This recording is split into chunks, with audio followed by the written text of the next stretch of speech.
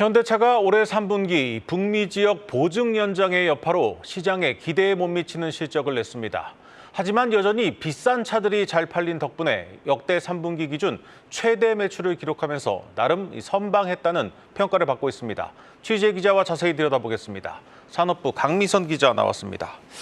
강 기자, 당초 좀 시장의 예상이 좀 기대가 컸던 것 같습니다. 이 주가 실적이 나오니까 주가가 좀 크게 떨어졌네요.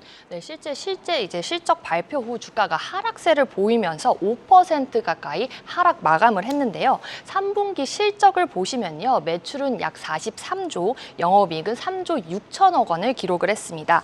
매출은 분기 기준 최대지만 영업이익은 지난해보다 다소 줄었는데요.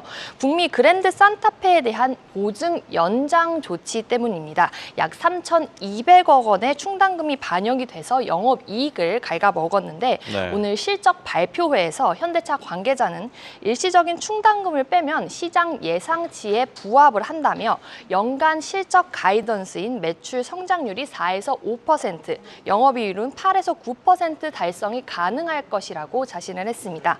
충당금이 없었다면 분기 기준으로 영업이익이 이제 역대 최대치인데요. 내일 발표될 기아 전망치까지 합치면 영업이익은 7조 원까지 이제 넘어설 전망입니다.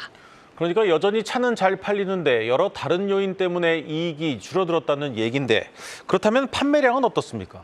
네, 양보다 질, 즉 적게 팔고 많이 버는 수익 구조를 계속 가져가고 있습니다. 네. 판매량을 보시면요. 글로벌 판매량이 1년 전과 비교해 3.2% 줄었습니다.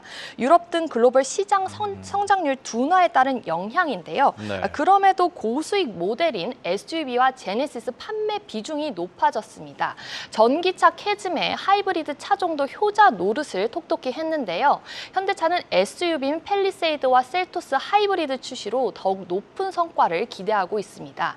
현대차 관계자들은 하이브리드 차 판매가 1년 전보다 4.5% 올랐다며 4분기에도 10% 이상의 영업이익률을 보일 것이라고 자신을 했습니다. 네, 그동안 사상 최대 이익 행진을 이어가던 이 현대차가 3분기에 주춤했는데 앞으로의 전망이 궁금합니다. 이 전기차 판매 부진도 좀 여전하지 않습니까? 네, 4분기, 특히 4분기는 특히 12월은 전통적으로 자동차 업계의 성수기입니다. 네. 시장에서는 북미와 유럽 시장의 SUV와 하이브리드 모델에 대한 강한 수요가 4분기 실적에 긍정적으로 작용할 것으로 보고 있습니다. 11월에는 이제 대형 전기 SUV죠. 아이오닉 9가 공개되고 연말부터 판매가 시작됩니다. 3분기부터는 현대차의 소형 전기차죠. 캐스퍼 일렉트릭의 이제 흥행으로 전기차 판매가 둔화세가 다소 회복되고 있다고 회사 측은 전했습니다. 또 10월부터 현대차가 우리 돈으로 약 10억 원을 투자해 지은 미국 조지아 전기차 공장 가동도 시작을 했는데요. 미국 현지 전기차 생산량이 늘어날 전망입니다. 내년부터는 이로 인해 미국 정부 보조금도 받게 됩니다. 마지막으로 올해 현대차가 연간 역대 최대 실적을 기록할 가능성이 높습니다.